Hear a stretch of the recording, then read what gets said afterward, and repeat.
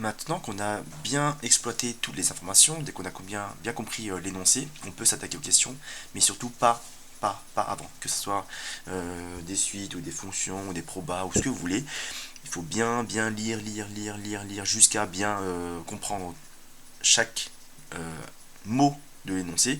Après, vous pouvez vous attaquer aux questions. La probabilité de l'événement P de D, sachant que G est déjà réalisé, et l'événement D, sachant que G est déjà réalisé. Ok, bon, ça, normalement, ça, on n'a pas besoin de vous l'expliciter là, vous devez savoir ça. Hein. P de D, sachant que l'événement G est déjà réalisé.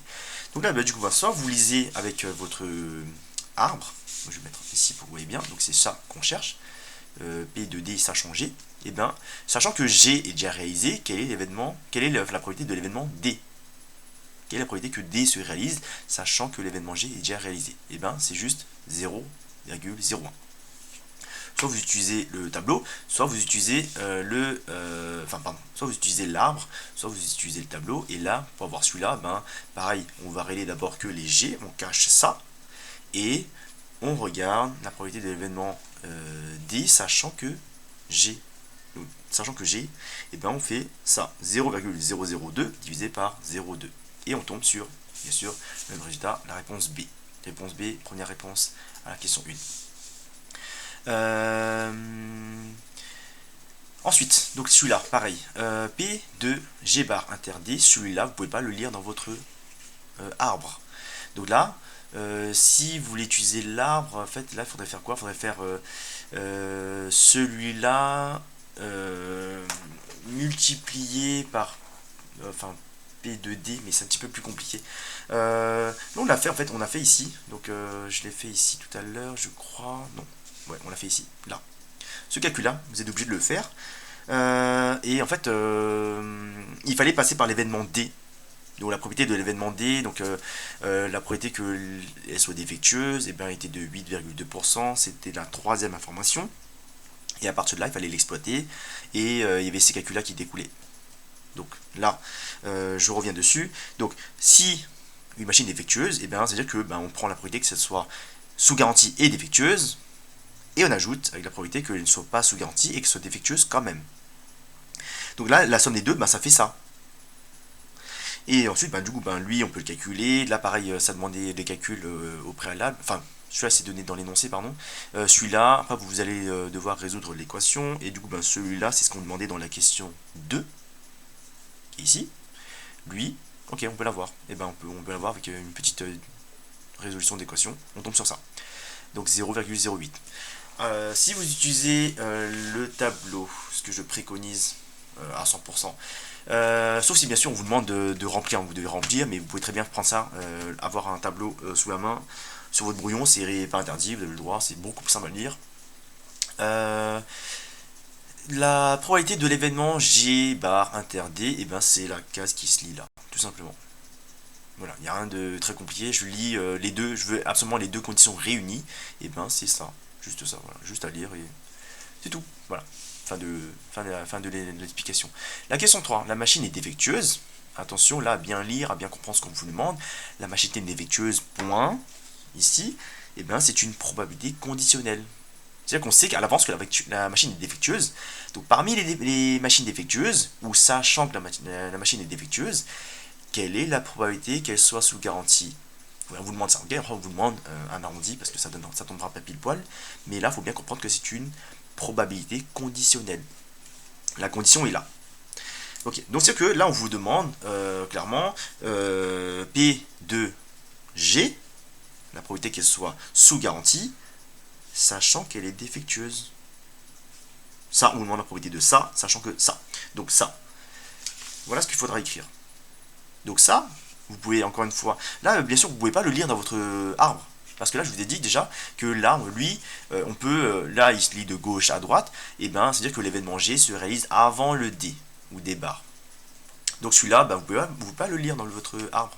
Alors que là, si vous voulez faire, vous pouvez très bien s'en sortir avec l'arbre. Ok, c'est pas impossible non plus. Et on utilise la propriété qui vient de votre cours.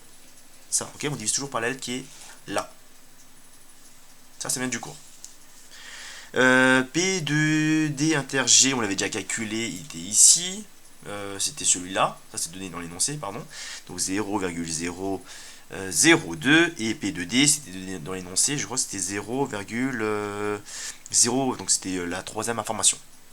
Vous calculez ça, vous obtenez un nombre à virgule, et vous allez arrondir bien comme il faut, arrondir au millième, et vous trouvez.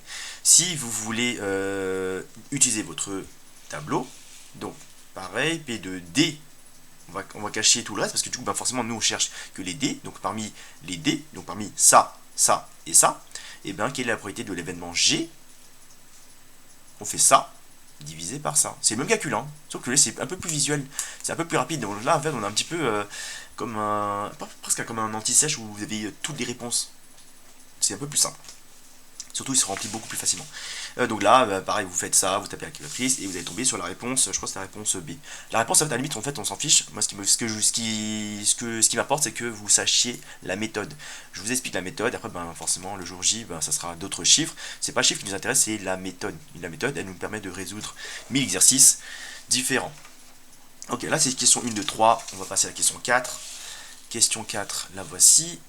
Donc l'exercice 1 s'arrête ici. Donc, pour les questions 4 et 5, on choisit au hasard de façon indépendante n machines de l'entreprise, où n désigne un entier naturel non nul. Là, si vous avez du mal avec le cas général, et ben, fixez dans votre tête 10, par exemple, n niveau 10, par exemple. Là, je crois ils ont fixé directement à 50. Après, dans l'autre exercice, ils ont mis taille n. Okay, bon, on verra. On assimile ce choix avec un tirage avec remise. D'accord. C'est-à-dire que si vous comprenez ça, qu'est-ce que ça veut dire si c'est un... parce que si, imaginons que l'usine comporte 10 000 machines et vous en prenez 50, forcément, ben, en prenant un, ben, ça change la probabilité des suivants, normalement. Là, quand on vous dit avec remise, c'est comme si on prend une machine et on remet dans le stock. On prend une machine, on remet dans le stock. Et du coup, ben, c'est-à-dire que les probabilités ne changent pas d'un tirage à l'autre. Les probabilités restent les mêmes. C'est-à-dire ça, d'accord, tirage et remise.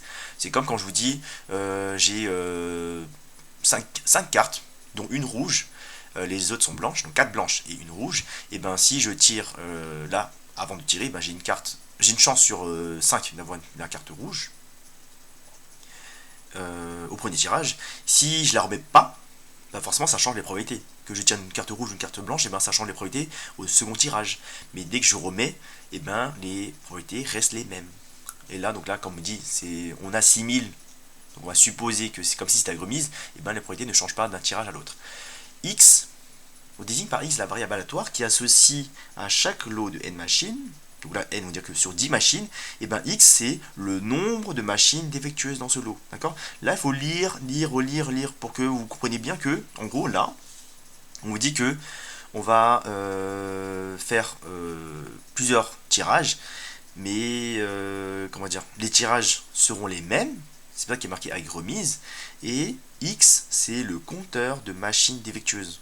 En gros, c'est que sur 10 machines, et ben, je peux très bien tomber sur une machine défectueuse ou 5. Et ben, si je tombe sur 5 machines défectueuses, grand X vaut 5. C'est une variable aléatoire, parce que du coup on ne connaît pas, ça peut varier entre 0, 1, 2, 3, 4, 5, 6, 7, 8, 9, 10. Dans le cas où n vaut 10, je peux très bien avoir 0 machine défectueuse, ou 1, ou 2, ou 3, 7, 8, 9, 10. Aléatoire, parce qu'on ne sait pas à l'avance, avant de faire mes tirages, je ne sais pas à l'avance c'est quoi la valeur de x. Donc c'est aléatoire. Donc on admet que x suit la loi binomiale de paramètres n et p. N, donc c'est la taille de l'échantillon, c'est le nombre de machines qu'on va sélectionner, qu'on va piocher, et p c'est la probabilité on va dire la probabilité du succès, et on compte comme succès si on tombe sur une machine défectueuse. D'accord. Donc ça vient de P de D. Okay, la probabilité de l'événement D, c'était la deuxième information, ou la troisième je crois. C'était la troisième information dans l'énoncé.